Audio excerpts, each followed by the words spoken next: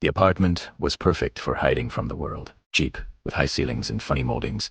In an old, but respectable house. That's exactly what Alex needed after Lisa left, leaving him only a text message.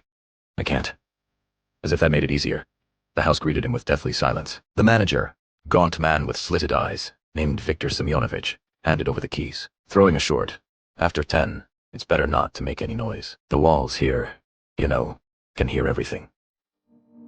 Alex took it as a strange joke. The first days were spent in blissful solitude. He worked remotely, ordered food at home, and tried not to think about Lisa. But gradually, the silence began to oppress. It wasn't empty, but thick, viscous, as if something was hiding in it. The first to appear was a whisper. It was coming from the ventilation shaft in the bathroom late at night. It was indistinct, like the hiss of an old radio. Alex chalked it up to a draft. Then the knocks came. Not loud, not aggressive, but precise and rhythmic. They were coming from the wall adjacent to the next apartment, which he considered empty. Knock.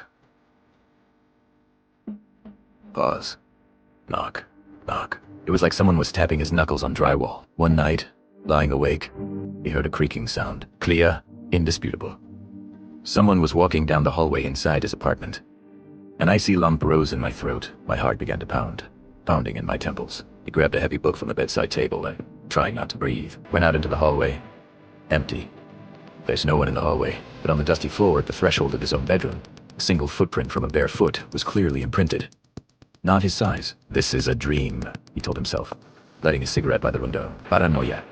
Nervous. The next night, he was awakened by crying. Quiet, plaintive, childish. It came from everywhere at once, from the walls, from the ceiling, as if the house itself was yearning for something lost. Alex couldn't stand it, pulled on his jacket and went to look for Viktor Semyonovich.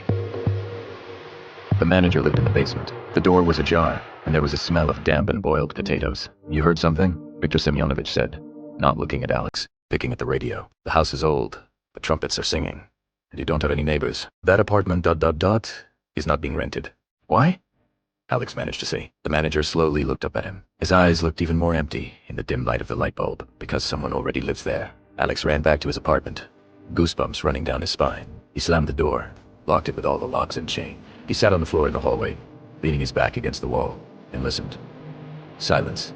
The one, thick and unkind, and then a voice came from the wall, adjacent to the empty apartment. Quiet, barely discernible, but absolutely clear. A woman's voice. I can't. Lisa's words. The adrenaline hit my head. He jumped up and pressed his ear to the wallpaper. The voice was repeated, but now there were tears in it. I can't live like this anymore. It wasn't a monster. It wasn't a ghost. It was worse. The walls of this house absorbed more than just sounds. They absorbed the pain, the despair, the last words of those who lived here before him. They had been saving them up for years, and now they were playing him like the most terrible record in the world. He heard the quarrel of a drunken couple from the past, the sobs of a lonely old man, the pleas of a child who had a nightmare, and through all this hellish chorus, a voice broke through. I can't. Over and over again. Alex covered his ears and screamed to drown it out, but the sound wasn't from outside. He was inside his skull. The house spoke to him through his own pain. He didn't remember how he ended up in the kitchen. He had a heavy kitchen hammer in his hand. He had to stop it. I had to silence the voices. With a dull roar, he hit the wall. The plaster crumbled. Knock. Another blow. Knock. Knock.